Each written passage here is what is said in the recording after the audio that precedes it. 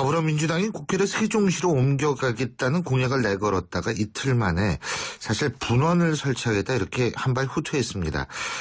이것이 근데 선거 때마다 이런 얘기들이 많이 나오는데요. 자, 이번엔 무엇이 다른지 한번 직접 얘기 들어볼까요? 더불어민주당 이용섭 총선정책공약단장 전화 연결돼 있습니다. 안녕하십니까? 예, 이용섭입니다. 예. 일요일 날 저도 이 얘기를 들었어요. 어떤 기자가 저한테 코멘트를 부탁을 해가지고 이 얘기가 저도 들었는데 국회 세종시 이전 계획 이거를 일요일 날은 이제 국회를 점진적으로 다 옮기겠다 이렇게 생각하셨던 것이요. 예. 근데 이게 어떤 의미에서 이게 좀 바뀌게 된 건가요? 그러니까 이제 일요일 날 우리 더불어민주당의 공약 책자가 예부에 공개가 되면서 예.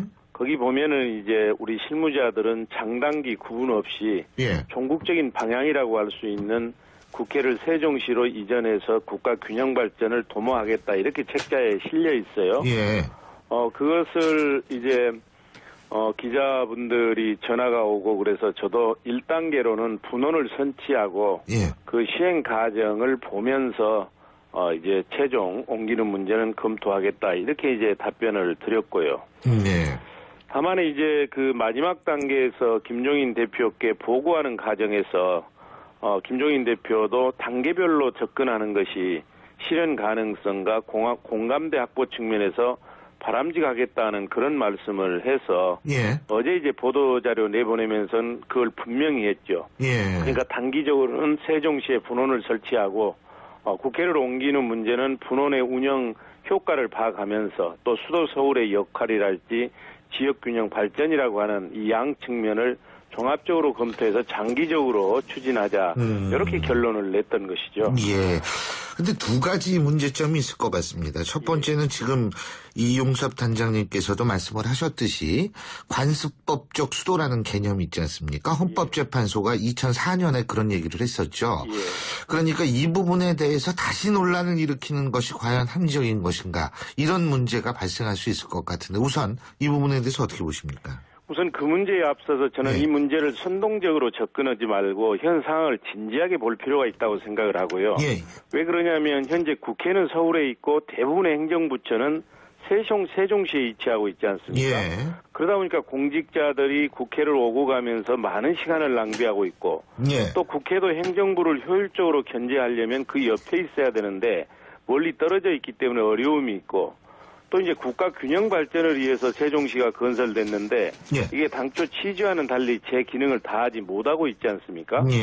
그렇다면 저는 책임 있는 정당이라면 당연하게 이 문제를 해결하기 위한 방안을 찾기 위해서 노력을 해야 되고 따라서 이제 우리가 이게 국회 대정부 견제 기능 강화하고 행정부처 업무 효율성 높이기 위해서 국회를 어떻게 저쪽으로 옮기는 방안을 검토를 한 거고요. 지금 말씀하신 문제는 맞습니다. 2004년도에 행정수도 이전 특별법이 헌재 이연 결정이 났어요. 그런데 저는 이것이 우선은 이제 대통령은 청와대에 그대로 남는 것이고 또 서울에 이제 국회가 대외적 의전 업무나 입법부로서 상징적 업무를 수행하고 세종시에 있는 것은 행정부 공무원들이 참여하는 법률 심사랄지 이런 기능을 하고 있기 때문에 중요한 것은 국민들이 공감하고 정치권이 합의하면 이런 문제에 다다르지 않고 해결이 될 수 있다고 봐요. 그렇지만 어찌됐든 현실적으로 우리는 소수당이고 또 정부 여당이 따로 있고 그렇기 때문에 분란을 야기할 수 있기 때문에 단계적으로 접근하자고 한 거죠. 그리고 두 번째로는 이제 이 세종시 이전 문제, 국회 이전 문제가 선거의 단골 메뉴다라는 지적이 있습니다. 물론, 이 주장이 이번이 처음이 아니란 얘기인데, 예를 들면은 2012년에, 민주당 시도지사 협의회인가요? 강원태 의장이요. 그때 당시에 광주시장이었죠. 그때도 이제 국회를 세종시로 옮겨야 된다는 거를 공약에 포함시켜야 된다. 이런 주장을 했고, 그러니까 이게 선거 때마다 나온다. 그래서 나오는 얘기가 뭐냐면 결국은 지금 충청권의 표심 때문에 이런 얘기가 선거 때마다 나오는 것 아니냐 이런 얘기가 나오거든요. 어떻게 보십니까? 충청권 표심을 노린 포퓰리즘 공약이다 이런 얘기를 많이 하죠. 저는 근데 좋은 정책과 포퓰리즘의 차이가 무엇일까? 예. 그러니까 실현 가능성은 없는데 표심만을 의식해서 정책을 남발하는 게 포퓰리즘 아니겠습니까? 예. 근데 이제 국회 분원 설치는 실은 이게 말씀하신 대로 어제 오늘 나온 게 아니고 우리 당 대통령 후보로 나왔던 분이 공약도 한 내용이에요. 예. 만약 그때 우리가 집권을 했고 아니면 국회가 다수당이 됐단다면 이 문제는 아마 분원이 설치가 됐을 것이고 종결이 됐을 것입니다. 예. 그렇지만 이 문제가 이제 정부 여당이 따로 있고 다수당이 새누리당이다 보니까 실현이 안 되기 때문에 예. 이 선거 때가 되면 발표를 하는 것이고요.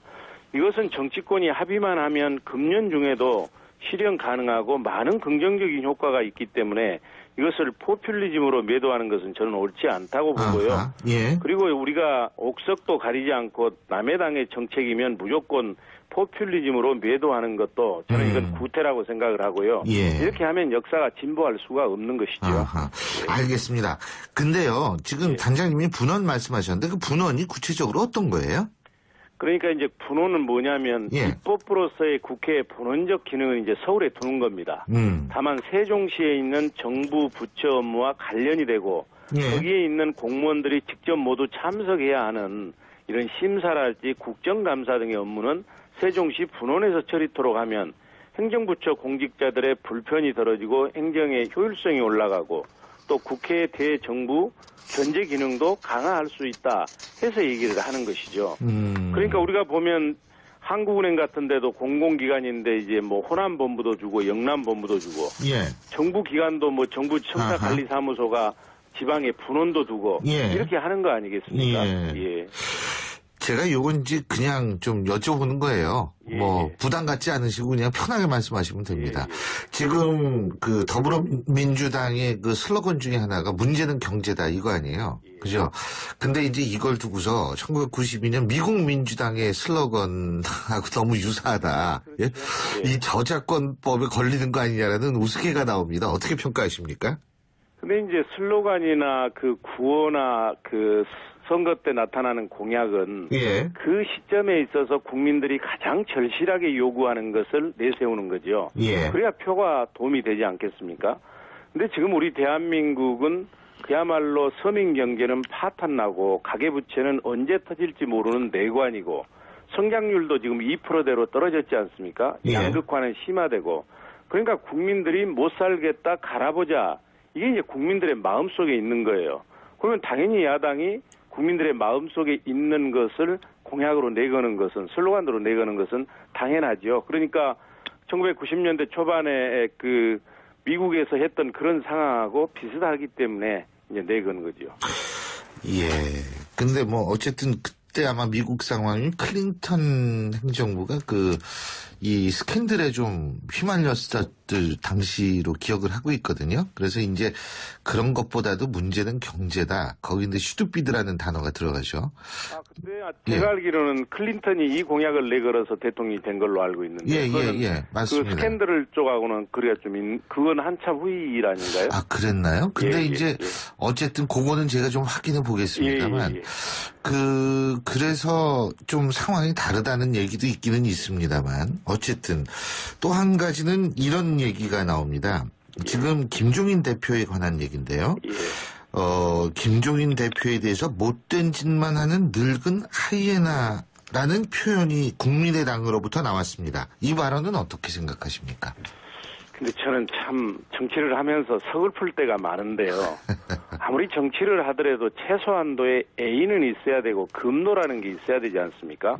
또 우리 사회의 전통적인 기준이 경로 효친이고 장유 유서인데 어떻게 그런 얘기를 제1야당의 대표한테 할 수가 있습니까? 저는 그거는 아니라고 생각을 합니다. 그리고 국민의당은 지금 비판을 하려면 새누리당을 비판해야지 같이 연대해서 새누리당에 어부지리를 주지 않아야 할 그 야당이 야당을 비판하는 것은 이게 잘못돼도 한참 잘못 가고 있는 거예요. 역사에 죄를 짓는 겁니다. 그리고 이게 좀 언어들이 좀 너무 살벌하지 않나 이런 생각이 들거든요. 근데 어쨌든 이게 이제 선거 연대 문제를 비롯해서 여러 가지 지금 문제가 있죠. 근데 선거 연대가 4월 4일이 마지막 마지노 라인이라는 얘기를 하거든요. 근데 지금 이제 그 4월 4일 마지막이라고 하는 것은 아마 당 간의 연대 예. 그리고 이제 포스터가 붙기 전에 연대를 의미하는 것 같아요. 근데 이제 수도권에서 현재와 같이 야권이 여러 후보로 나오면 이건 새누리당 후보가 어부지를 얻을 수밖에 없거든요. 잘 아시는 것처럼 19대 총선 때 수도권 112석 가운데 32석이 5,000표 이하에서 승부가 갈려졌습니다. 예. 그렇기 때문에 이제 야권 연대는 꼭 필요한데 우리 예. 안철수 국민의당 대표가 본인의 무슨 그 욕심 때문인지는 모르지만 여하튼 저렇게 반대하고 있기 때문에 저는 당 차원에서 야권 연대는 이제 물 건너갔다고 생각을 해요. 예. 근데 만약 안철수 대표 반대로 인해서 지역별로 후보자 간 연대마저 무산돼 가지고 새누리당이 가반 의석을 차지하게 된다면 예. 저는 이건 아까도 얘기했지만 역사에 죄짓는 것이고 안철수 대표는 책임져야 할 것입니다. 이게 지금 제가 이걸 찾아보고 있는데, 선거용지 투표가 언제인지, 이때도 이게 사실 중요한 거 아니겠어요? 예. 선거용지 투표가 만일, 되고 난 다음에 이 단일화가 되면은, 선거용지 투표가 4월 4일입니다. 그러니까, 그렇죠. 예. 이게 이 용지가 인쇄가 된 다음에 뭐 단일화가 된다 하면은 오히려 유권자들이 헷갈리기만 하잖아요. 그렇습니다. 사표가 많이 나오잖아요. 혼선을 주는 거죠. 그렇죠. 혼선을 줘가지고 사표가 많이 나올 수 있죠. 그렇죠. 예. 그러니까 최소한도 어쨌든 뭐 당사자들끼리 연대를 하든 뭐 하든 이런 혼란은 좀 피해야 되는 거 아닌가 이런 생각이 들거든요. 당연하죠. 예. 그러니까 답답한 거죠. 지금 야권이 똘똘 뭉쳐서 대응을 해도 예. 지금 새누리당의 가반 의석을 막기가 어려운데 예. 각자 이렇게 이합 집산 나누어져 가지고 이렇게 대응했을 때 결과가 어떻게 나올지 우리는 지금 좀 미래를 전망을 해야 되는데 예. 한 치 앞도 못 보고 싸움만 하고 있으니까 야권을 지지하는 국민들 입장에서 보면 정말로 답답한 거죠. 예, 잘 알겠습니다. 예, 오늘 말씀 여기까지 듣겠습니다. 고맙습니다. 예, 감사합니다. 지금까지 더불어민주당 이용섭 총선 정책 공약 단장이었고요. 신율의 출발 새 아침 1부 순서는 여기서 줄입니다.